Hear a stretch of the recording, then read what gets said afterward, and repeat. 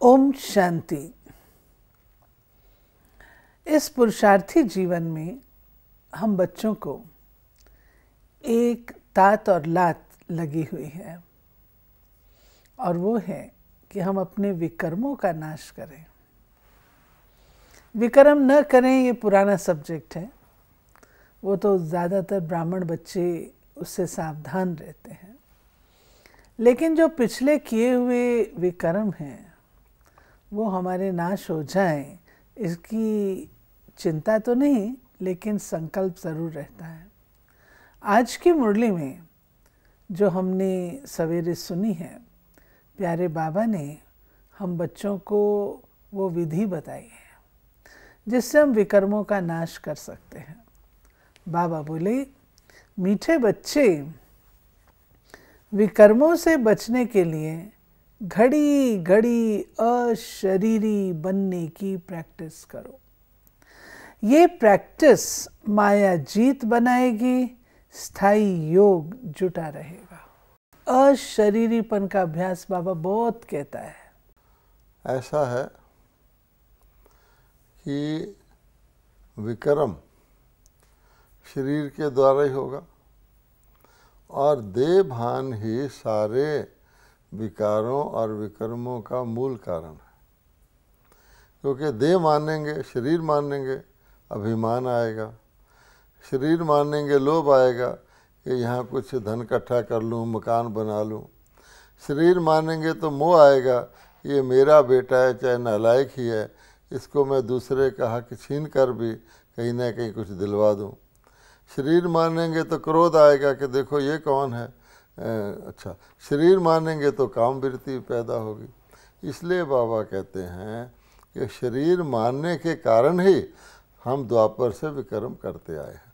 अब हमने विकर्मों को नहीं करना है, तो उसके लिए बाबा ने कहा हुआ कि जितना अशरीरी रहोगे तो देह ही नहीं होगी, देह का भान ही नहीं होगा, तो विकर्मों से बचे रहोगे।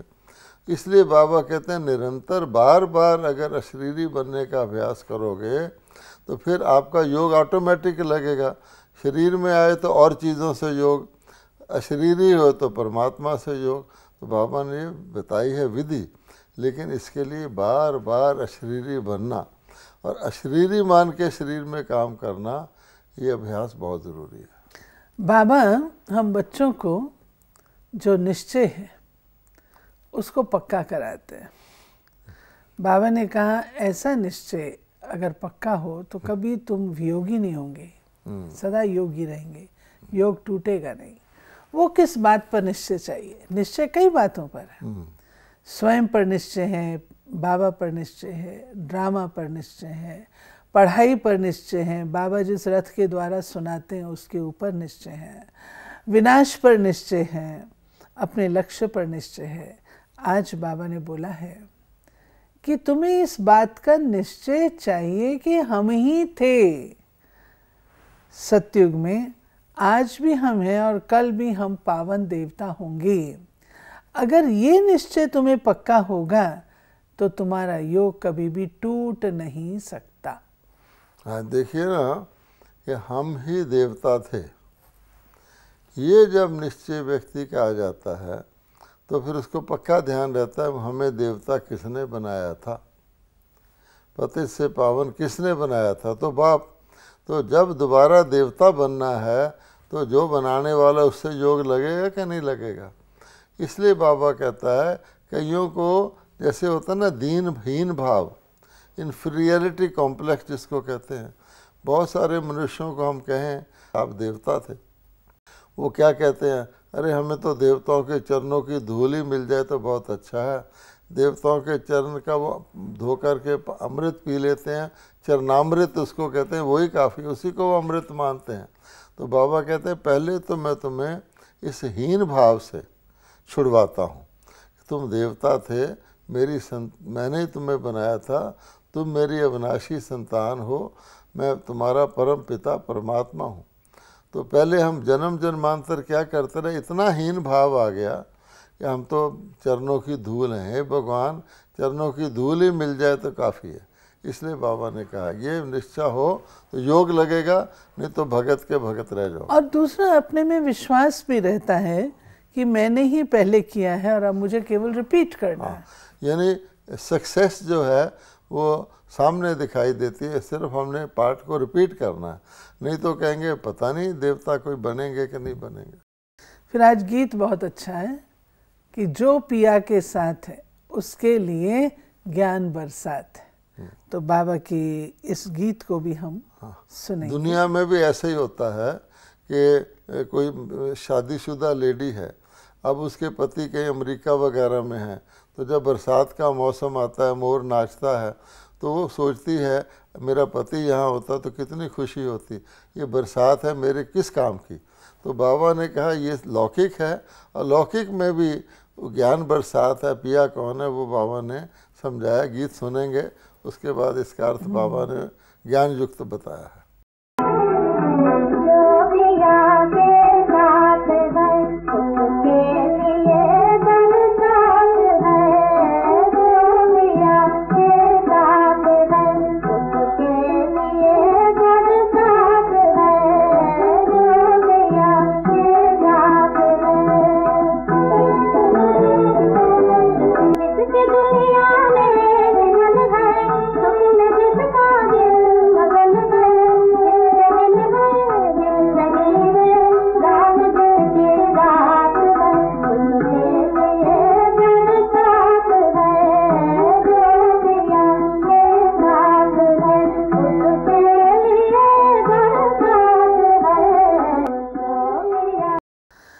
बाबा ने आज ये बात कही है कि बच्चों के लिए ज्ञान बरसात है।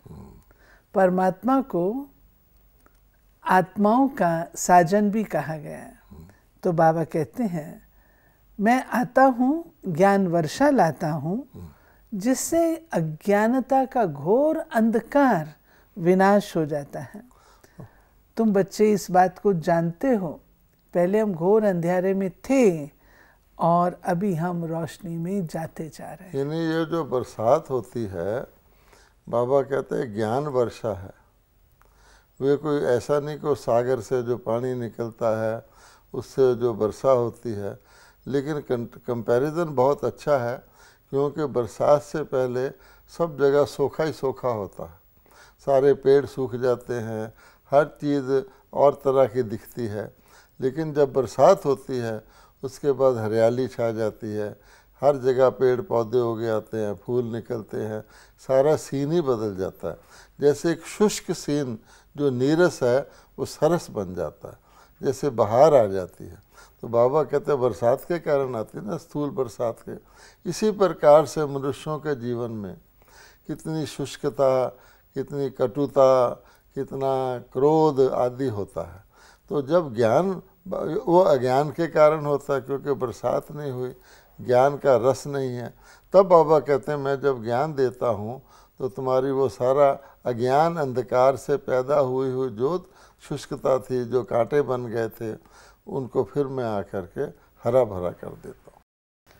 बाबा ने भक्ति में भी भावना का एवजा दिया है। बाबा कहते भक्ति मार्ग में जिस भावना से जो याद करता है उसको मैं देता हूँ। वो चैतन्य तो है नहीं, लेकिन साक्षात्कार कराता हूँ।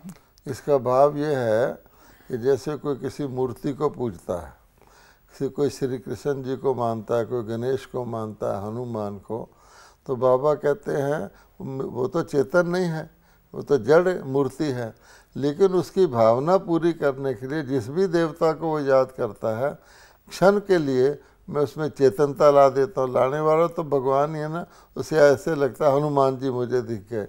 वो बाबा बता रहे कि साक्षात्कार करवाता हूँ। बाबा ने कहा ये तुमने भक्ति में किया, हाँ, और अब मैं तुम्हारी पिता रूप से सब मनोकामनाएं पूर्ण करता हूँ, अर्थात मैं तुमको आकर के ज्ञान देता हूँ जिससे तुम वर्षे के हकदार बनो। यानी भक्ति में आपकी जो मनोकामना होती है दर्शन करने की, वो पूरी करता आया हूँ। लेकिन अब मैं पिता के रूप में आके ज्ञान देकर वो खाली साक्षात्कार के मनोकामना नहीं, सभी मनोकामनाएं सच्ची पूर्ण कर देता हूँ। कहाँ श्री कृष्ण जी का साक्षात्कार होना जो मीरा का हुआ है, कहाँ सचमुच श्री कृष्णपुरी में जाके जन्म लेना। बाबा कहता है तो वो उसको मैं रियल बना देता हूँ। फिर बाबा ने आज तीनों वतनों की बात की है, मूल वतन, सूक्ष्म वतन और स्थूल वतन। और फिर बाबा ने ये कहा कि बच्चे तुम हो एक्टर्स, एक्टर्स हो, तुम रचयिता को भी जानते हो, रचना को भी जानते हो, मैं डायरेक्टर हूँ। और इसके साथ बाबा ने फिर ये जो इम्पोर्टेंट बात आज बताई है, मुझे करण करावन हार कहते हैं और मैं डायरेक्शन देता हूँ, तो मैं कर्म करता भी हूँ और करवाता भी हूँ।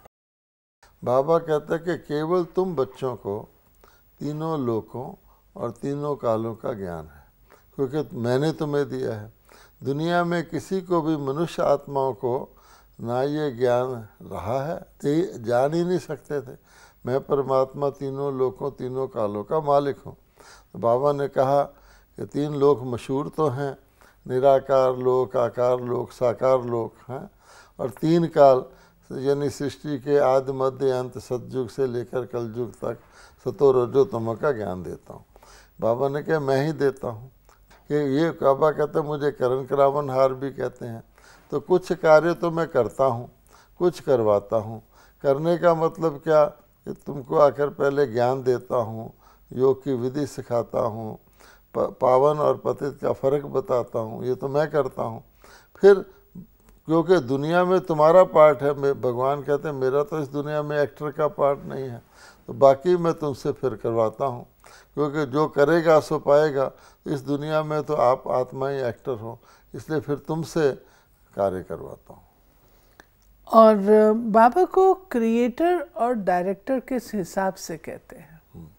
अब बाबा कहते हैं कि मैं कोई ऐसे तो नहीं है कि समथिंग आउट ऑफ नथिंग बना दूं, कि कुछ नहीं था भगवान ने कहा दुनिया हो गई। तो बाबा कहते हैं क्रिएटर का मतलब क्या होता है, पुनर्स्थापना करवाता हूँ। भगवत गीता में उसका थोड़ा हिंट है कि जब धर्म की अति ग्लानि हो जाती है तो मैं सत्य धर्म की पुनः संस्थापना करता हूँ। तो क्रिएट किया, अधर्म को ख़त्म करके धर्म को क्रिएट किया, इसको कहा जाता है क्रिएटर। क्योंकि सृष्टि तो अनादि है, किसी चीज़ के क्रिएट करने की बात नहीं है, उसकी पुनः स्थापना करता हूँ। डायरेक्टर इसलिए कि डायरेक्टर की डायरेक्शन से चीज़ चलती है। अगर डायरेक्टर ना हो तो चीज़ बिगड़ेगी, और डायरेक्टर होगा तो गाइड करके उसको ठीक रास्ते पर लगाएगा, है ना। एक होता है नदी बह जा रही है, एक उस पर कोई डैम बना के कोई कैनाल निकाल देता है तो कुछ उसका लाभ हो जाता है। तो भगवान कहते हैं कि कलयुग के अंत तक तो दुनिया अनडायरेक्टेड चलने लग जाती है, कोई नियम नहीं, कोई मर्यादा नहीं, इसलिए लोग आत्माएं नीचे आना शुरू हो जाती है, गिरती कला में आ जाती है। मैं आके फिर तुमको विधि बताता हूँ, सुधार बताता हूँ, कर्मों के अंदर श्रेष्ठता लाता हूँ, इससे फिर तुम सुधर जाते हो, तो चढ़ाई कमाई शुरू हो जाती है। इसलिए मुझे डायरेक्टर कहा जाता है। बाबा उस समय आते हैं जिसको बाबा मिसाल देते हैं कि इस समय कयामत का समय है और सभी आत्माएं कब्र दाखिल है। मैं आकर के कब्र से उठाता हूँ, और कैसे उठाता हूँ, पहचान देता हूँ कि देखो मौत सामने खड़ा है और अब तुम्हारा घर जानने का समय है, और आता हूँ तो इस ब्रह्मा तन का मैं आधार लेता हूँ। अब देखिए, ये मुस्लिम धर्म में माना गया है कि जब क़यामत का समय आता है सब को कब्रों से निकाला जाता है और फिर उनका हिसाब किताब लेकर रोज़े हशर कहते हैं, उसके बाद आत्माओं को परम धाम में भगवान ले जाता है। अब ये उर्दू के शब्द बहुत ही प्यारे हैं। क़यामत का मतलब होता है रहना, कि किसी को कहा जाए आपका घर कहाँ है, तो उर्दू में कहते हैं आपका जाए क़याम कहाँ है, आप कहाँ के रहने वाले हैं। तो इस वक्त सभी आत्माओं को वापस परम धाम में जाके रहना है, वो समय है, इसको क़यामत कहा जाता है। तो बाबा कहते हैं कब्र से निकालने का क्या मतलब, कि सतयुग में जब फरिश्तों की दुनिया होती है, जन्नत होता है, उस समय आत्मा जो है वो शरीर को निमित्त बना के चलती है, वो आत्मा रहती है, रूह के रूप से रहती है। लेकिन जब रूह को भूल के शरीर मानते हैं तो ये जो बॉडी है ये तो कब्रिस्तान में जाती है। इसलिए कब्र दाखिल का क्या मतलब है कि अंत में आके आत्माएं बॉडी कॉन्शियस इतनी होती हैं कि आत्मा को तो भूले हुए होते हैं, वो शरीर को ही मानते हैं जो कब्र दाखिल होने वाली चीज़ है। तो जैसे कब्र में पड़े हैं, सोए हुए हैं, अज्ञान में आ गया कि मैं आत्मा हूँ, वो भूल जाते हैं। तब बाबा कहते हैं मैं आ करके तुमको इस शरीर रूपी कब्र से जगाता हूँ कि तुम आत्मा हो, शरीर नहीं हो। चलो अब तुम्हारे परम धाम जाने का समय है, शरीर थोड़ी परलोक में जाएगा। इसलिए बाबा ने वो उसको ज्ञान को समझाया है। बाबा आज कुमारियों की महिमा कर रहे हैं, क्योंकि कुमारियाँ पवित्र होती हैं और कोई भी प्रकार का बोझ नहीं होता है, लेकिन कुमारियों को ईश्वरीय सेवा करनी है, अन्यथा फिर पुरानी दुनिया के गंदे लोग उनके पीछे पड़ते हैं। बाबा ने इसमें कुमारियों के भी कौन से रोल की महिमा की है? ईश्वरीय बाबा कहता है कि वो कुमारियाँ जो परमात्मा की संतान ब्रह्मा के द्वारा ब्रह्मा कुमारियाँ बनती हैं, जो रूहानी सेवा करती हैं, उनकी इतनी महिमा है कि भक्ति मार्ग तक उनके यादगार देवियों के रूप में चलते हैं। आम कुमारियाँ जो होती वो तो आखिरकार संसार में चली जाती है, लौकिक में चली जाती, उन कुमारियों की इतनी महिमा है।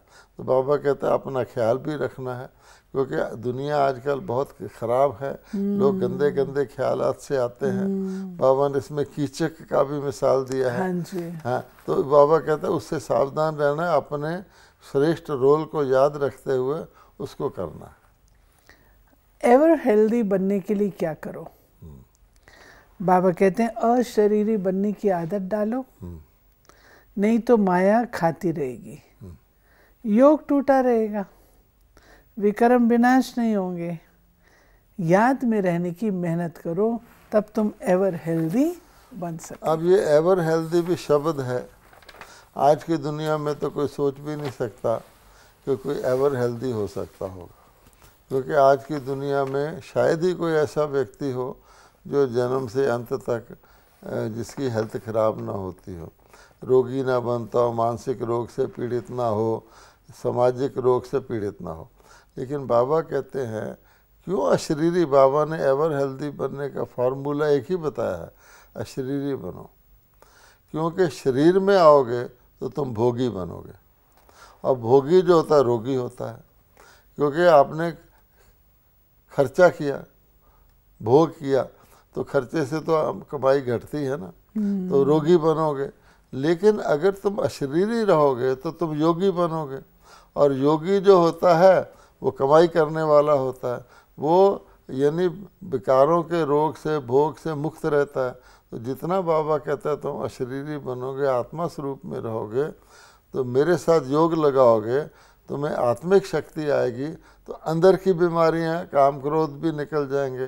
तो तुम एवर हेल्दी यहाँ नहीं, लेकिन सतयुग में जनरेशन्स के लिए, 21 पीढ़ी के लिए तुम एवर हेल्दी बन जाते हो। और उस बाबा की मुरली में आज एक विशेष बात सबके नोटिस करने योग्य है। बाबा कहते हैं कि तुम योग बल से अपनी राजधानी स्थापन करते हो। राजा राज्य करते हैं और सेना राज्य के लिए लड़ती है। यहाँ तुम मेहनत करते हो अपने लिए, अपने राज्य की स्थापना के लिए। मैं तो राज्य ही नहीं करता हूँ। इसमें बाबा ने दुनिया की विधि बताई है कि दुनिया के अंदर जो राजा होते थे, अब तो राजा भी गए, सेनाएं भी गई, अब तो बात ही दूसरी है। लेकिन जब नियम पर पूर्वक युद्ध होते थे तो सेनाएं, मान लो एक राजा ने दूसरे राजधानी पर चढ़ाई की, तो सेनाएं वो शहर में नहीं आती थी, वो राजधानी से बाहर इस राज्य की सेना भी जाती थी, उस राज्य की, दोनों में लड़ाई होती थी। तो अगर वो सेना बाहर वाली जीत जाती थी तो यहाँ आके राज्य करती थी, और अगर वो हार जाती थी तो राजा वहीं कायम रहता था। तो बाबा ने अब ज्ञान युद्ध से बात को मिला के बताया है कि यहाँ तुम जो हो सैनिक हो, मान लो, तो तुम अपने लिए ही युद्ध करते हो, तुम किसी राजा के लिए युद्ध नहीं करते हो। तुम जीतते हो तो तुम सतयुग में जा कर के अपनी राजाई प्राप्त करते हो। बाबा कहते हैं मैं तुमको करवाने वाला युद्ध, मैं तो राजा हूँ ही नहीं कि तुम मेरे लिए लड़ो और मैं जाके राजा ही करूँ। तो बाबा ने उसके मुकाबला किया, मैं तो निराकार परमात्मा हूँ। तो सार ये है कि वो जो सैनिक होते हैं वो थोड़ी सी तनख्वाह के लिए राजा के लिए लड़ते हैं, मर भी जाते हैं तो राजा ही राजा को मिलती है। यहाँ तुम अपना तन मन धन जो खर्च करते हो, तुम्हें स्वयं ही अपनी कर्मों के अनुसार सज्जू की बादशाही मिलती है। मैं परमात्मा इससे न्यारा हूँ, मैं तुम्हारा केवल गाइड हूँ। बाबा कहते हैं कि लोग समझते हैं कि अभी हम जो कमाई करेंगे हमारी भविष्य जनरेशन्स उसे खाएंगी। बाबा कहते अब वो समय रहा ही नहीं है जो आगे की जनरेशन आए, क्योंकि बिल्कुल ही फ्रेजाइल स्थिति पर हम सब हैं। किस समय कौन सी घटना घट जाए कोई भरोसा नहीं है।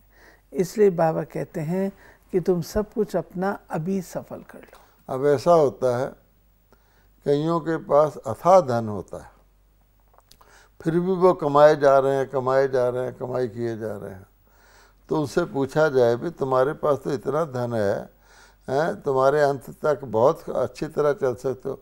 वो कहते हैं हमारी पीढ़ियाँ खाएंगी, मेरे चिल्ड्रन ग्रैंड चिल्ड्रन, उसके लिए मैं बना रहा हूँ। तो बाबा ने समझाया है इस धोखे में नहीं रहना, ये क़यामत का समय अंतिम समय है। तुम्हारे वो बच्चे उस कमाई को भोग ही नहीं सकेंगे। जब क़यामत आएगी तो क्या बच्चा क्या बूढ़ा सब जाएंगे और मौत सिर पर खड़ा है। इसलिए बाबा उन आत्माओं को शिक्षा दे रहा है कि तुम अपना जो कुछ सफल करना कर लो, इस ख्याल में नहीं रहना कि तुम्हारे बच्चे पोते कुछ इसका लाभ ले सके। फिर बाबा कहते हैं सूर्य को देवता, चंद्रमा को देवता क्यों कहते हैं? क्योंकि सेवा करते हैं, रोशनी देते हैं। बाबा कहता है कि वास्तव में ये देवता तो है नहीं, लेकिन देवताओं को भूल गए हैं और ये भी भूल गए कि हम ही देवता से। तो उन्होंने भक्ति मार्ग में क्या क्या करना शुरू कर दिया, सूर्य की पूजा, चांद की पूजा। सूर्य को पानी देते हैं, सूर्य को पानी देते हैं। बाबा कहते हैं सूर्य सबको पानी देता है। इस मुरली में बाबा ने बहुत अच्छी बात सुनाई। इसी में कहा किसी को पता नहीं है कि सूर्य ही सबको पानी देता है। वर्षा कौन करवाता है? सूर्य ही सागर से पानी को सुखा कर खींच करके पहाड़ों में जाके बरसाता है, नदियों के जरिए जाता है।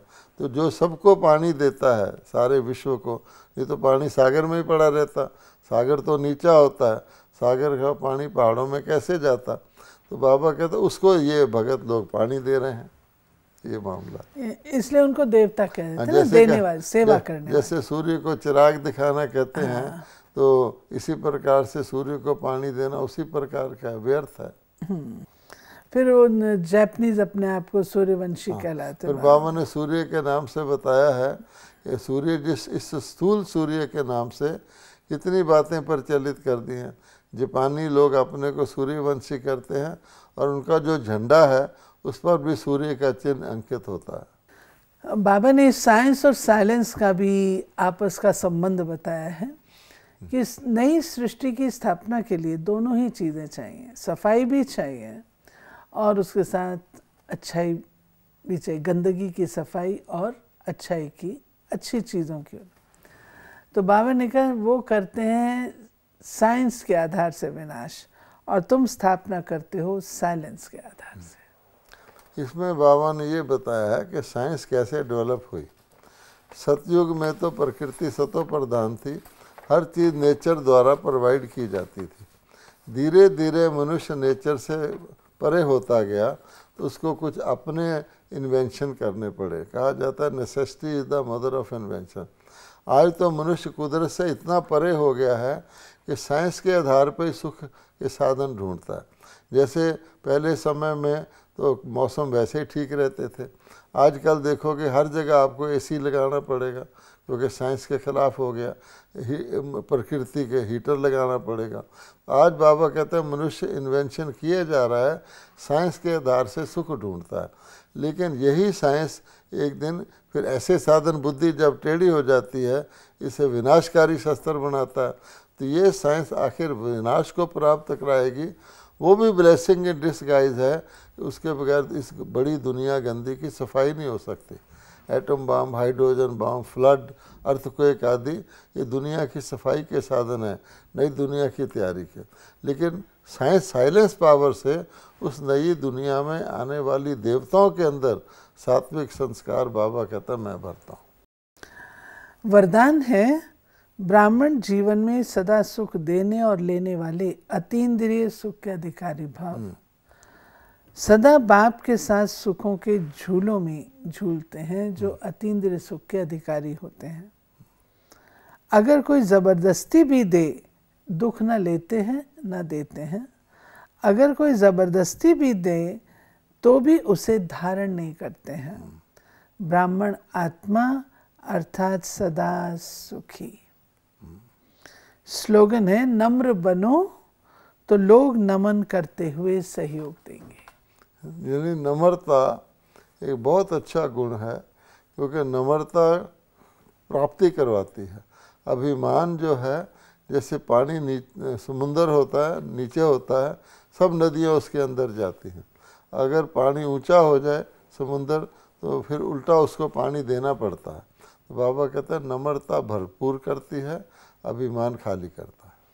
ये थी बाबा की आज की मुरली, जिस पर हमने मनन चिंतन किया। बहुत सुंदर ज्ञान की वर्षा का अनुभव हम सब ने किया। ओम शांति।